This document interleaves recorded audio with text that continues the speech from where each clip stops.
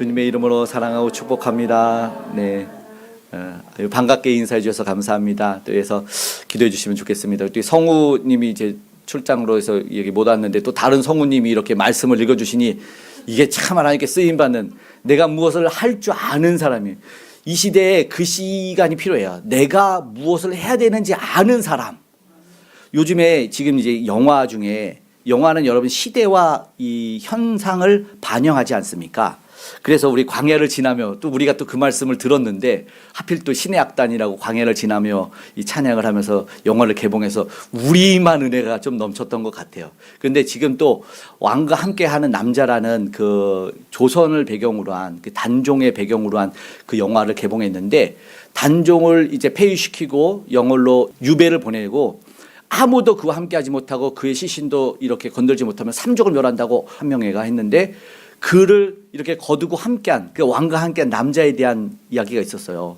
그러니까 이 시대에 그런 이야기를 하고 싶었던 것 같아요.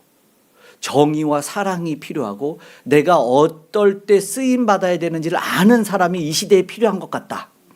썩어져가고 부패하고 누구든지 다 도망가는 시대. 그래서 그런 영화가 개봉을 해서 나온 것이 아닌가. 어몽도라는 사람. 근데 우리나라 역사에 보면 이 어몽도와 같은 사람보다 더 많은 역사에 굉장히 중요한 이슈들이 있어요.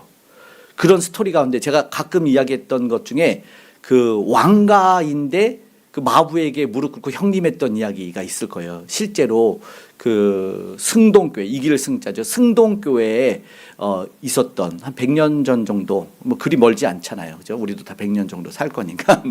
그 이야기인데, 사실은 그 고종 황제, 우리가 아는 고종 황제보다 서열로 위어서 황제가 될 수 있는 사람인데, 고종보다 좀 태어남이 늦어가지고 그래서 좀 서열로 밀렸는데, 자기가 왕가이지만 알지만 을사조약이라든가 이게 너무 힘들어서 모든 것을 다 버리고 그냥 자신의 마음대로 삶을 살았던 이재영이라는 분이 있어요. 왕가.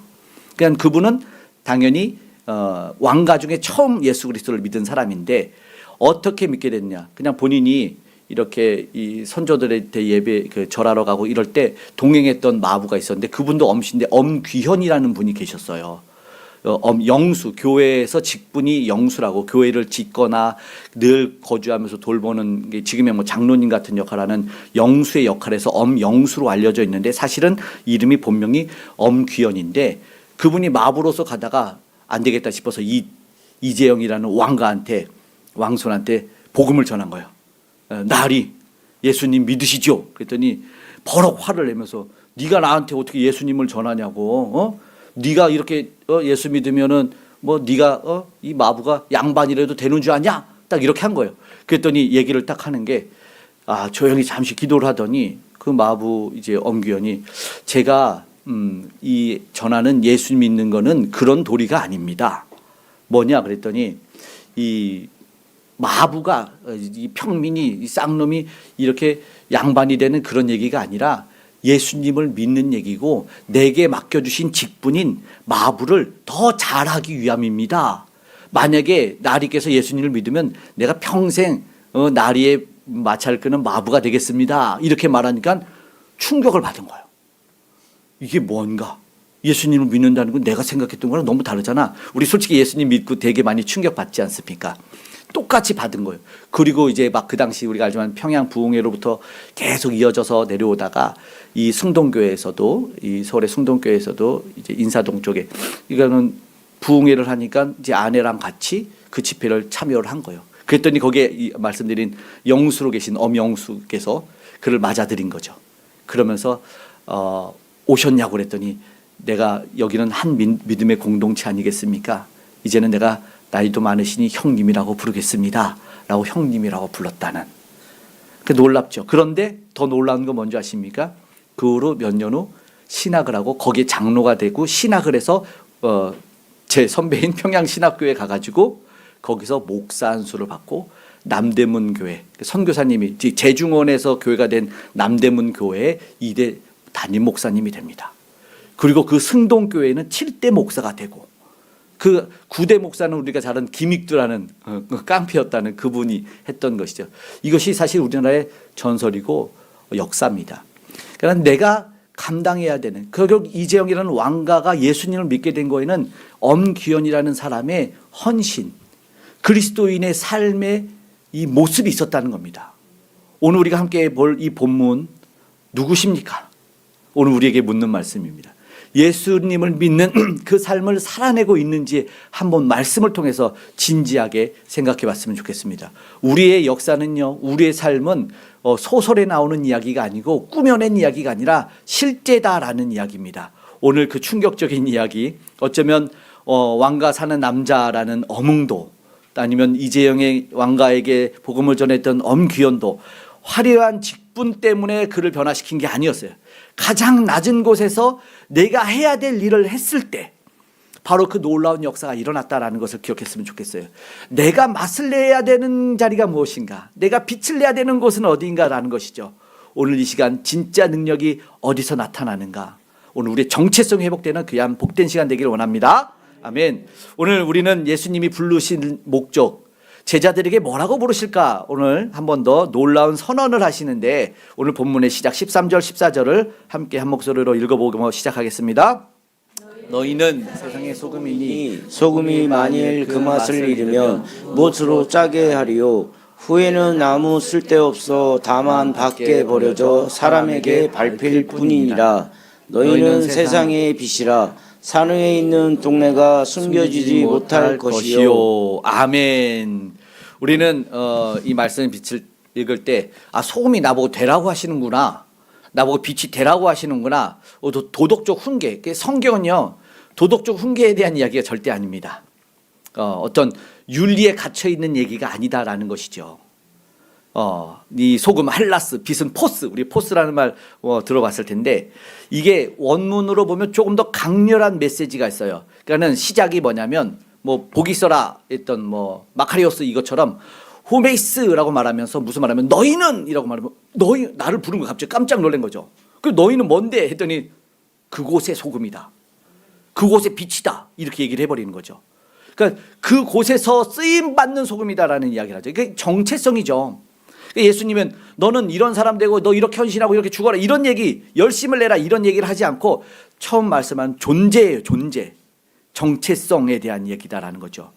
그러니까는 우리는 흔히 내가 노력해서 내가 무언가를 해서 무언가를 얻는다고 말하는 세상적인 이야기가 아니다라는 이야기죠. 오늘 예수님께서 우리에게 말하는 것은 예수님을 영접하는 자에게는 존재의 변화가 먼저다라는 선포, 선언이 시작되고 있다라는 것이죠. 이게 하늘, 우리는 시민이라고 하죠. 하늘에 속한 사람이라는 이야기입니다. 그것은 뭐예요? 소금과 빛이다라는 것입니다. 빛. 우리는 습관적으로 빛과 소금 이렇게 얘기하죠. 기독교 잡지에 빛과 소금이라는 것이 있어서 되게 익숙해요. 솔직히 우리 아내 아이디도 라이트 솔트라고. 근데 그걸 되게 많이 써요. 그래서 우리 아내는 거기에 끝에 3자 붙어 있어요. 라이트 솔트인데 없어. 그래서 1 했는데 또 누가 쓰고 있어. 어머, 라이트 솔트 2 썼더니 또 누가 없어. 그래서 3이야. 근데 이 아이디를 만든 지 한 30년 넘은 것 같은데 사람들이 되게 이 빛과 소금을 좋아해요. 근데 성경에 보니까 소금과 빛이죠. 그래서 이 편집, 이게 주간 잡지거든요. 기독교 잡지, 월간지, 주간지라고 보면 되는데, 그래서 성경대로 해야지요, 누가 얘기를 해가지고 알겠습니다. 그래서 이걸 소금과 빛을 바꿨더니 안 팔렸대. 사람들이 빛과 소금을 좋아하는 거예요. 왜 빛이면 뭐예요? 좀 빛나는 것 같고 좀 뭔가 드러나는 것 같은데, 소금 딱 그러면 뭔가 내가 사라지고 없어져야 될 것 같으니까 다시 빛과 소금으로 바꿨더니 다시 이 잡지의 매출이 좀 올랐다, 이런 얘기가 있어요. 근데 오늘 예수님은 분명하게 소금과 빛이라고 얘기를 하고 있어요. 여기에는요 사실은 영적인 메시지가 강한 이야기죠. 예수님이 왜 소금과 빛이라고 얘기를 했을까? 오늘 우리는 그 영적인 원리, 예수님의 메시지를 한번 살펴보기로 합니다. 소금, 이건 내밀한 거죠. 안쪽입니다. 이것은 그냥 맛을 낸다라는 거예요. 사실은 진짜 맞아요. 음식물에 들어가면 녹아 없어지긴, 사라지는 것이죠. 그러니까 자기를 드러내진 않아요. 그런데 맛이 살아나지 않습니까? 내면이, 겉은 보이지 않지만 맛은 살아나는 어떤 내적인 이야기는 맞아요. 그리고 또 부패를 멈출 때 소금을 사용했다는 얘기도 우리 너무나 잘 알고 있어요. 그러니까는 스며들어 녹아 들어갈 때 썩어지지 않게 만든다라는, 어쩌면 소극적으로 보이는 지킴이다. 그런데 이것이 더 중요하다. 그래서 오늘 우리가 사실은 예수 그리스도를 믿는 사람들이 소금이다 예수님이 선언해 주시면, 우리가 사는 삶에서 그 삶을 얘기하거든요. 이거는 너희 행실로 하나님께 영광을 돌리게 하라는 말이 본문에 있기 때문에 우리가 속한 가정과 직장과 내가 만나는 모든 사람들과의 관계와 교제 속에서 어떤 부정한 건가 아니면 어떤 이 순화된 이야기, 말, 행실을 해야 된다라는 것입니다. 그런데 그러지 못하면 이게 축복이잖아요. 선언이잖아요. 나의 소금이구나, 빛이구나. 그런데 맛을 잃으면 밖에 밟혀 버려져 밟힌다. 맛있는 소금에 대해서 많이 들어봤을 겁니다. 그때 광물이면 광물에서 소금 맛을 쭉 짜내면 그냥 돌처럼 버려지는 거예요. 맛이 있을 때 비로소 가치가 있다라는 것이죠. 오늘은 본질은 짠 맛에 있는 거죠. 그리스도인은 세상 사람들과 똑같이 살지 않는다는 이야기입니다. 세상 사람들 뭐예요? 가져라, 취해라, 너 당하지 말아라. 똑같이 욕심 부리고 그런데 맛을 잃어버려요. 그러면 버려져 밟혀요. 축복의 말씀과 함께 심판의 메시지도 있구나. 오늘 또 더 진중하게 하나님의 말씀을 들었으면 좋겠습니다. 그리고 이어지는 말씀은 빛이다라고 말씀합니다. 이건 어쩌면 좀 적극적인 게 또 우리가 좀 좋아하는 것일 것 같아요. 소금이 안에서 지켜내는 것이라면 빛은 딱 이 말 순간 겉에 있는 어둠을 싹 물러가게 하지 않습니까? 아무리 작아도 말이죠. 그러면서 이 빛은 산 위에 돌아 그 동네가 숨겨지지 못할 것이다. 그러니까 빛의 사명은 비추는 것이 맞아요. 그런데 여기 보면 이거를 말 아래 두지 말아라 얘기하잖아요. 말은 마루 아래. 그리고 현대인의 성경에 보면 그릇으로 덮어두지 말아라 빛을 그렇게 얘기를 합니다. 그러니까 오늘 우리가 신앙을 지키며 살아가다가 교회 안에서 열심히 있는 집사님, 장로님, 권사님 이렇게 살아가다가 세상 딱 나가면 스위치 딱 꺼버려. 그런 전혀 빛나지 않은 그런 모습도 있어요. 이런 것은 경고하는 말씀이 바로 이거죠. 빛이 있어야 될 자리가 있다. 뭐요? 어두운 곳에서 지금은 다 반나다. 지금 다 보시죠. 샤방샤방하고 빛이 막 나거든요. 막 눈부셔요. 그런데 나가면 더 빛나야 된다라는 말씀입니다. 무슨 말씀인지 알죠? 낮에만 비추는 게 어디 있습니까? 낮에는 끕니다. 어두운 곳에서 켜야 된다라는 말씀이죠. 세상에 나아갔을 때 등경 위에 두었을 때 비출 수 있다라는 겁니다. 결국은요 골방에 갇히고 교회 안에 갇힌 신앙의 이야기를 하시지 않는다라는 것입니다. 오늘 세상의 한복판에 서서 빛을 낼 수 있는 저와 여러분 되시기를 주님을 축복합니다. 아멘. 아멘 했습니다. 영상 찍어놔야 되는데. 그리고 세 번째는요 율법의 완성이에요. 오늘 본문의 끝에 보면 더 나은 의를 얘기하는데 바리새인과 서기관보다 더 나아야 된다 얘기를 합니다. 그리고 나서 천국에서도 이야기를 하고 있는데 18절의 말씀도 한번 읽고 볼까요? 한번 읽어보겠습니다. 진실로 너희에게 이르노니 천지가 없어지기 전에는 율법의 일점 일획도 결코 없어지지 아니하고 다 이루리라. 율법을 완성시키는 이야기를 하시네요. 그 삶을 통해서. 그리고 17절도 읽어보죠. 내가 율법이나 선지자를 폐하러 온 줄로 생각하지 말라. 폐하러 온 것이 아니요 완전하게 하려 함이라. 아멘. 그러면서 바리새인과 서기관보다 나아야 된다. 우리가 잘 아는 바리새인과 서기관은 뭐예요? 겉모습이 번지르르한 그렇죠? 그 예수님은 뭐라고 말하면 회칠한 무덤이요. 굉장히 무섭고 잔인한 거예요. 야, 이 산 송장아 이런 얘기죠. 안에는 썩어 냄새나는 시체인데 겉만 멋지게 칠해놓으면 뭐합니까? 이 얘기를 하는 거죠. 결국 주님은 무엇을 원하고 말씀하시냐면 외형이 아니다라는 이야기입니다. 삶 속에서 드러나는 모습을 살아내지 않으면 그냥 실천적이고 실제적인 이야기를 하지 않으면 안 된다. 19절의 말씀 행하며 가르치는 자는 천국에서 크다 일컬음을 받을 것이요. 행하며 행실로 하나님께 우리의 행실을 보고 영광을 돌리는 삶의 실천적인 부분을 이야기하고 있다라는 거죠. 그런데 존재의 정체성을 바꾸시면서 말이죠. 그러니까 진짜 은혜는요, 은혜 받은 사람, 경험한 사람은요, 핑계대면서 사는 것이 아니다라는 겁니다. 저 사람이 먼저 그랬어요. 그럴 수 없는 삶이에요. 라가 아니고 어려운, 힘든, 냄새나는 그곳에서 맛이 나고 빛이 나야 된다라는 거죠. 누가 보지 않아도 말이죠. 이것이 바로 소금과 빛의 삶이다라는 것입니다. 우리 다시 한번 진지하게 생각해 봤으면 좋겠습니다. 나는 지금 누구로 살고 있을까? 많이 불리겠죠. 여러 사람으로 불릴 겁니다. 형제님, 아빠, 삼촌, 사장님 많이 불리는데 심각한 현대 위기는 그 정체성의 혼란이에요. 정체성의 혼란이 있어요. 그러니까 진짜 아버지를 아버지라 부르지 못하는, 무슨 말이냐면 진짜 절해야 될 분에게 절하지 못하고 세상 권세 잡은 자들에게 절을 하고 있다.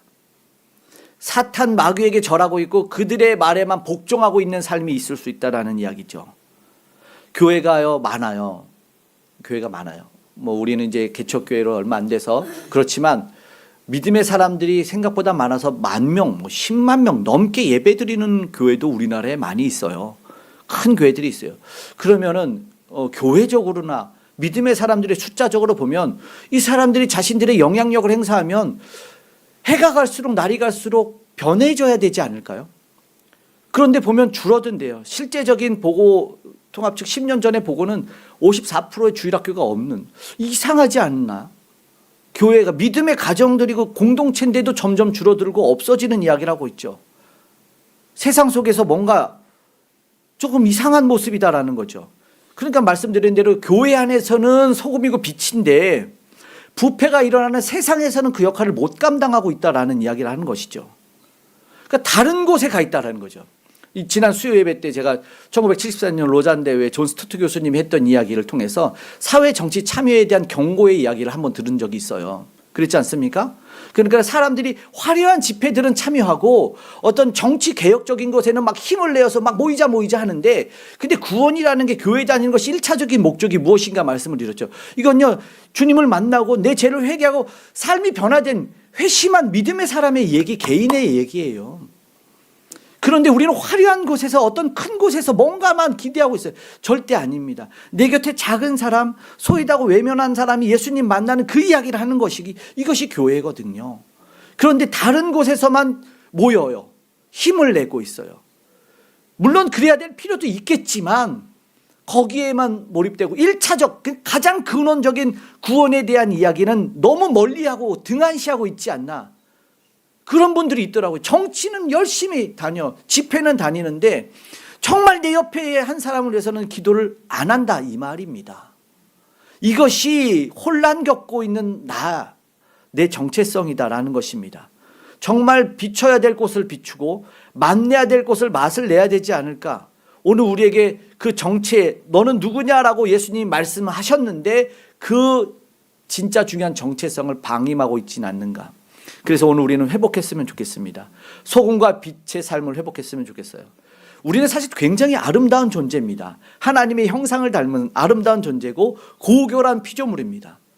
똑같이 지었지만 우리 코에 생명을 부어주셔서 우리 주님이 그 정권을 위임받아서 통치자로, 대리 통치자로 세상을 살아가고 있지 않습니까?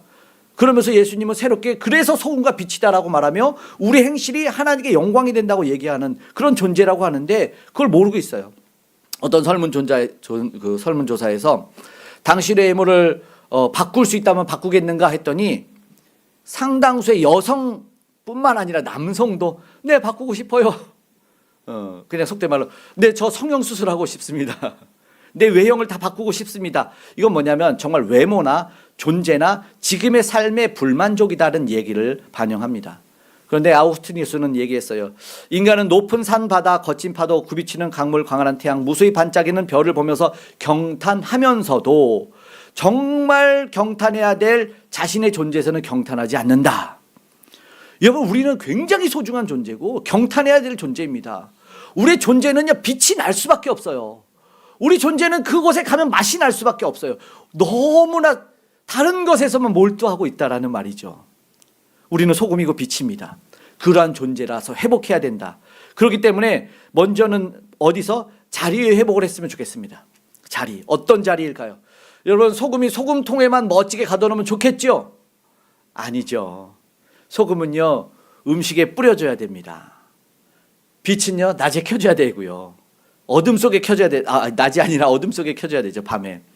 한 청년이 스펄전 목사님을 찾아서 얘기했습니다. 저 일 그만두겠습니다. 왜? 썩었어. 뭐 사장이라는 사람도 뭐 부장이라는 사람 다 썩었어요. 일 그만 못하겠어요. 그곳에서 내가 신앙생활도 못하고 믿음 못 지키겠어요. 나 때려칠랍니다. 이랬더니 그렇게 얘기를 합니다. 소금이 뿌려져야 될 곳이 어디인가? 상할 것 같은 음식물에 뿌려져야 되지 않겠습니까? 얘기합니다. 만약에 당신이 그곳이 정말 그곳이라면 당신이 정말 뿌려져야 될 소금이라는 증거다라고 얘기를 했다라는 것이죠. 그걸 알아야 되죠. 오늘 우리가 사는 그 가정, 어쩌면 죽어가는 사람이 있다면, 내 주위에 직장에서 부패로 가득하다면 어쩌면 그곳에서 오늘 우리가 녹아져야 될 하나님이 보내실 자리다라는 것입니다. 비난하기 전에 맛을 한번 내보시고 비평하기 전에 빛을 한번 밝혔으면 좋겠습니다. 그리고 우리의 다시 한번 근원을 착각하지 않았으면 좋겠습니다. 내가 착하게 살아야지, 내가 빛을 내야지. 여러분, 내가 하니까 실패하더라고요. 이거 다 경험해 보셨을 거예요. 신앙의 경륜인 분들은 내가 꾹꾹 참아. 그러면 안 돼. 진짜 안 돼. 내 안에 예수님이 드러나야 돼. 그래서 사도 바울이 나는 날마다 죽어요. 나는 맨날 죽어. 근데 누구요? 내 안에 그리스도로 다시 살아. 절대 예수님이 살아나야 된다라는 이야기죠. 오늘 우리가 빛이 나는 이유는 내 안에 이 빛의 근원이신 분이 있기 때문입니다. 여러분, 아무리 비싼 냉장고 있지만 정말 멋있고 화려해. 코드 안 꽂으면 다 썩어버려요. 전원이 들어야 되는, 전원이 들어야 돼요. 성령이 충만해져야 되죠. 그러니까는 주님과의 관계라는 코드가 굉장히 중요해요. 무슨 말씀인지 알죠? 근원을 착각하면 안 된다라는 거죠. 리스트로벨의 은혜 하나님의 은혜, 이 두란노 서원에서 나온 책이 있는데, 예전에는 이런 얘기가 좀 많았을 것 같아요. 거기에 나왔던 한 이야기인데, 우리 6.25 전쟁 중에 그 호녀라가 하나 태어났어요. 미군 흑인 그리고 한국. 근데 버려졌습니다. 안타깝게도 전쟁통이어서도 그랬겠죠. 버려져서. 근데 기적적으로 이 아이가 살아남은 거예요. 산에서 쥐를 잡아먹고 진짜 갖은 고통을 다 겪으면서 살아남아서 이 대전 쪽 이제 이 고아원으로 갔어요. 7살 때 갔어요. 그랬더니 너무 힘들었어요. 막 두드려 맞고 성폭행을 당하고. 그러니까는 얼마나 악랄해졌겠습니까? 남의 것을 훔쳐먹고 막 싸우면서 살고 진짜 악랄한데, 근데 선교사님, 미국 선교사님들이 와서 갓난아이를 입양하러 왔는데 이 아이를 보고 나서 막 피하고 숨고 이상한 저 아이를 보면서 저 아이를 데려가겠다고 한 거죠. 그러다 자기 데려간다고 선교사님이 침 뱉고 옷장에 쑤어버리고 안 가는 거예요. 무슨 일인가. 근데 결국 미국으로 데려가요. 이름을 스테파니라. 스테파니는 되게 예쁜 이름이죠. 스테반인데 그 아이를 데리고 갑니다. 그리고 나서 미국에서 사는데 하다가 이제 막 친구들도 만나고 이러다가 나는 진짜 이상해. 왜? 나한테 일을 안 시켜. 그냥 자꾸 좋은 것만 줘. 그래서 야, 너는 그 집의 딸이잖아. 무슨 소리야? 나는 식모인데. 이런 게. 야, 너 그 집의 딸이야. 아니야, 식모야. 너 그 집의 딸이야. 진짜? 그래서 달려가서 엄마 앉아있는 엄마한테 엄마, 나 엄마 딸이야. 그랬어요. 했더니 이게 이제 말이 좀 안 됐었나 봐요. 통역을 듣고 너 엄마 딸이야. 그랬더니 이제 눈물을 같이 엉엉 흘립니다. 나는 딸이구나. 딸이구나. 그런데 자기가 그 전에 이제 딸이 됐으니까 너무 좋잖아요. 그런데 한 가지가 이 과거의 삶이 들킬까봐 좀 불안함이 있었대요. 자기가 상처받고 폭행을 당하고 이런 것들을 알면 내가 이 엄마와 아빠 이 가정을 잃을까봐 말을 못한 거예요.